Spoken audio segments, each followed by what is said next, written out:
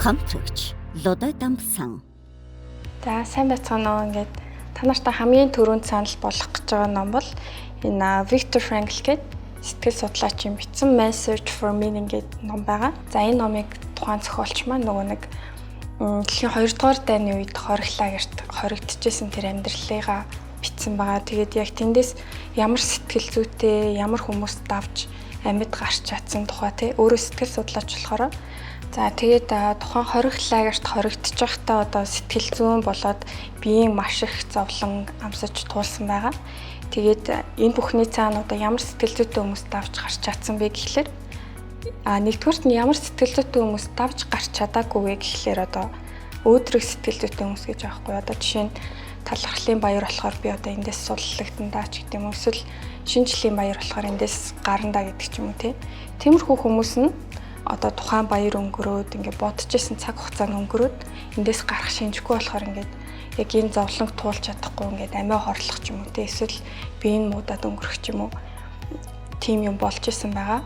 Тэгээд тухайн одоо энэ Виктор Франклийнхаар бол ямар хүмүүсэнд авч гарч чадсан бэ гэхлээр ямар нэгэн зүйлд одоо итгэл найдраа алдаагүй хүмүүс нь одоо тухайн зохиолчийн маань хувьд болохоор эхнэр хүүхдтэйгээ эндээс гараад уулзсандаа гэсэн тэр сэтгэл зүгээр амьд явж байсан байгаа.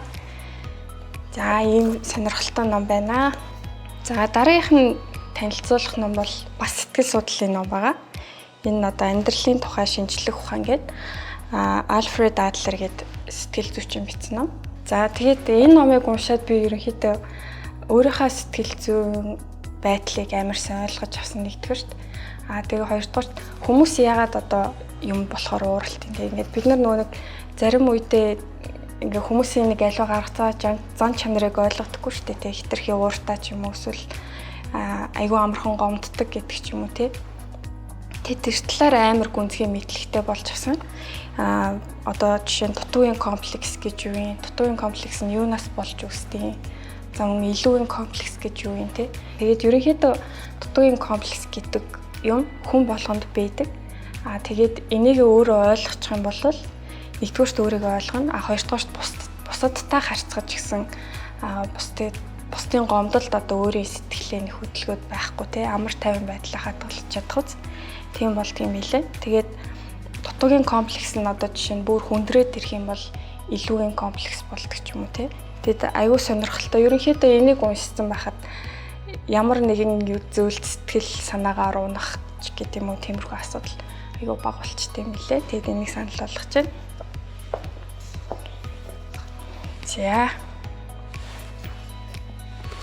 За дараагийнх нь ном болохоор энэ Пол Каланити гэдэг эмчийн тархины мэс тусалж бичсэн амьсгал агаар болоход гэдэг юм ном байгаа. За энэ номыг болохоор энэ тухайн зохиолч маань өөрөө уушгийнхаа орт хавдраар өвдөд тэгээд ингээд амьдрах хугацаагүй болсон гэдгийг мэдээд тэгээд бичиж эхэлсэн юм ном байлээ. Тэгээд энэ зохиолч маань өөрөө болохоор багаасаа ингээд утга уран зохиол аягүй сонирхдаг гэсэн. Тэгээд англи хэл шинжлэлийн танхимд суралцаж байгаа. Тэгээд төгсгийнхаа алдад баг тархинд амар нөгөө нэг сонирхол. Хүний тархи аягүй сонирхолтой санагдаад тэгээд тархины мэс засалж болоод өгсөн. Тэгээд энэ номондоо яг юу бичсэн бэ гэхлээр эмч хүний амьдралын талаар тийм эмч хүний сэтгэл зүй одоо анагаахт суралцахаас ахуулаад одоо хүн дээр задлан хийхэд хүний сэтгэл зүй ямар болтой те дараа нь одоо ямар нэг өвчтөн эмчлээд тэгээд өөрийнх нь алдаанаас болоод тухайн хүн эмчлэгдэх аргагүй болоод нас барсны дараа эмч хүн яг юу мэдэрдэг. Тэгээд сүүлдээ туршлагатай болоод ирэхээр одоо тухайн өвчтний ар гэрийнхэнтэй яаж харьцах уу гэдэг ч юм уу те. За энэ бүхнээс цаашлаад амьдралын утга учир яг юу вэ гэдэг талаар өөрийнхөө одоо нөгөө үхэхээ мэдж байгаа.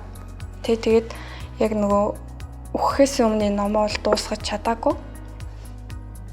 Энэ номын яг эхнэр нь дуусгасан байдаг. Тэгээд айгуу гоё ном байлээ. За дараагийнх нь ном болохоор Медицин нутгийн гүүр. Энийг бол бүгд мэдж байгаа сүүлийн үед бестселлер болоодсэн тий. Энэ яг айгуу тийм уншихад хөнгөн одоо нөгөө нэг айгуу завгүй ингээд ажил төрөл хийгээд ингээд явж байгаад тэгээд одоо энэ эхний санал болгосон номнууд болохоор дандаа сэтгэл зүйтэй холбоотой амьдралын утга учиртай холбоотой ингээд уншихад жоохон хүнд номнууд байсан бол энэ аюу хөнгөн. Тэгээ нэг толгоо сэргийгээ дамраагаад нэг тийм гоё эрч хүчээр цэмэглэгтэй гэх юм бол яг амар романтик тэгээд тийм нэг жоохон уянгийн хайлт автмаар санагдтал энийг уншихад зүгээр санагдсан. За дараагийнх нь санал болгож байгаа ном болохоор Дазай Осамо гэдэг Японы зохиолч байгаа. Хүн байх эрхгүй гэдэг энэ зохиолчийн бичсэн хамгийн сүүлч нь. Яг энэ номоо бичиж дуусгаад сарын дараа өөрийнхөө амийг хорлоод өнгөрсөн байдаг. Тэгээд энэ номондоо ерөнхийдөө бараг өөрийнхөө амьдралын талаар бичсэн байгаа. Тэгээд энэ зохиолч маань нөгөө нэг багаасаа хүнээс айгүй айдаг байсан. Тэгээд хүнээс айцад арахын тулд одоо хүмүүсийг инээлгэх тийм дуртай байж байгаа. Тэгээд нэг хүнтэй таарлтгал юм бол аль болох инээлхийг хичээдэг хуурамч арч хамаагүй тий. Тэгжээж айцаа ингээ баг зэрэг даардаг байсан байгаа байхгүй. Тэгээд ерөнхийдөө амьдралынхаа туршид 3 удаа амиа хорлохыг завцсан. Тэгээ гурван нэр нь бүтлгүүтэй. Тэгээ хамгийн сүүлд энэ номоо бичиж дуусчаад сарын дараа за одоо би яг боллоо гэх. Тэгээд өнгөрөхийнхөө өмнө гэрээхэндээ үлдээсэн гэрээсэлтэй би одоо гунигтай байгаадаа биш, амьдрал хэцүүд байгаадаа биш, үнэхээр аз жаргалтай болохоор ингээд амьдралаа дуусгах гэж байна гэд гэрээслүүлтэйгээд тэгээд өнгөрсөн мэлээ. Хамтрагч Лодай Дамсан. За дараагийн санал болох ном маань болохоор Ким Йонхо гэж зохиолч. Одоо би өөрөө шийдсэн гэд Монгол орчуулганд тэгж гарсан мэлээ. Яг англи нэр нь гэх юм бол I have the right to destroy myself буюу би өөрийгөө устгах эрх надад байгаа гэсэн ийм ном байгаа.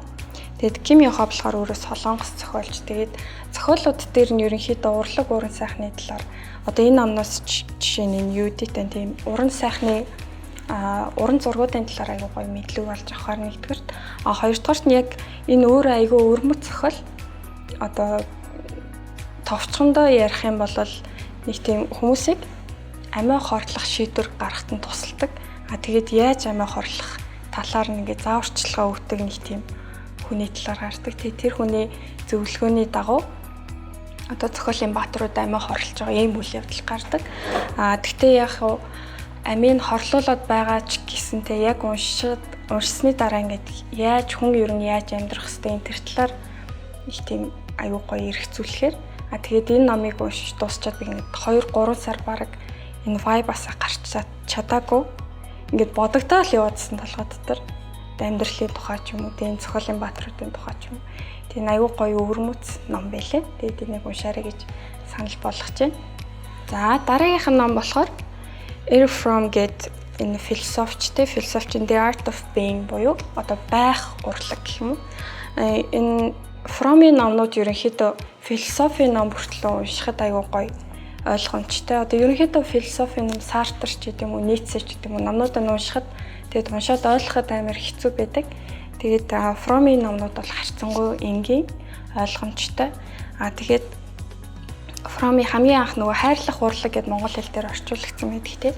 Тэрийг нь уншаад аягүй гүн сэтгэл аваа. Тэгээд дараа нь энэ номыг уншижсэн.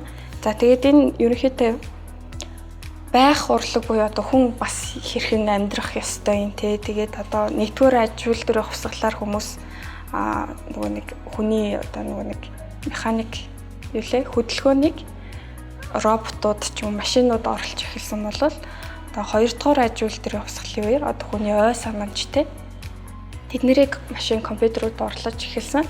Тэгээд тэрнээс болоод хүмүүс айгүй залхуу болцсон, хөдөлгөө болцсон, бодож сэтгэхөө болцсон те. Тэгээд тэртлийг айгүй шүүмжлээд тэгээ ерөнхийдөө хүний амьдралын утга учир нь юу юм те. За хүн ерөнхийдөө амьдрах хүсэл бол байгаа, амьд байх хүсэл байгаа. Гэхдээ яаж гэдэг асуулт гарч ирнэ. Тэгэд эцэст нь хараад үсэх юм бол одоо хүн болгон аз жаргалтай амьдралыг хүсдэг те. Тэгвэл аз жаргал гэдэг нь яг юу юм, хаанаас гарах ёстой гэдэг талаар яг философийн хувьд өөрийнхөө эрхцүүлэлийг буулгасан юм гоё ном байгаа. Тэгээ энэ яг монгол хэл дээр орчуулагдаагүй тэгээд удахгүй бас гарах байх гэж найдаж байна. За хамгийн сүүлд нь санал болгож байгаа ном болохоор Өчигдөр дэлхийх цагтлууд гэдэг энэ би найзтайгаа хамтраад гаргасан ном байгаа. Манай найз болохоор дотор нь ийм иллюстрэшнүүд байгаа. Ийм зургийг зураад Тэгээд би өөрөө бичрийг нь бичсэн.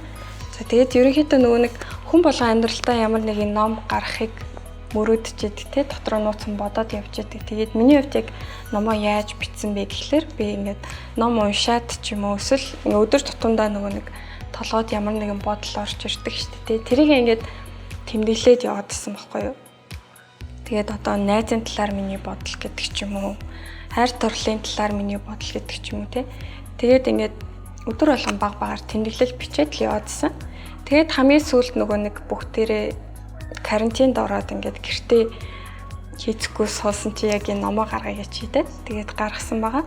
За тэгээд ерөнхийдөө бичигдсэн ном болгон бас заавал ингээд олон хувь хэвлэгтэй тараагтаад хүн болгон унших албагүй. Ингээд та өөртөө ганцхан хувь ном бичээд тэгээд тэрийг ингээд өөрөө нандинаад хадгалж болно. Тэгэхээр ном бичнэ гэдгийг бас заавал тийм амар хүнд том ажил гэж битгий бодоорой.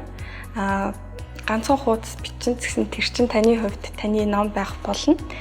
За энэ номонд болохоор 12 тийм сэдвийн талаар бичсэн маа. Тэгээд тухайн сэдвүүд дуусаад яг таны бодлоор энэний талаар юу гэж бодож байна гэдэг асуулт асуусан байгаа. Тэгэхээр одоо бид нар ерөнхийдөө өдөр тутмынхаа амьдрал дандаа анхаарлаа гадагшаа чиглүүлээд ингээд бусдад санаа тавиад ингээд явж байгаад яг өөрийгөө мартцсан байдаг.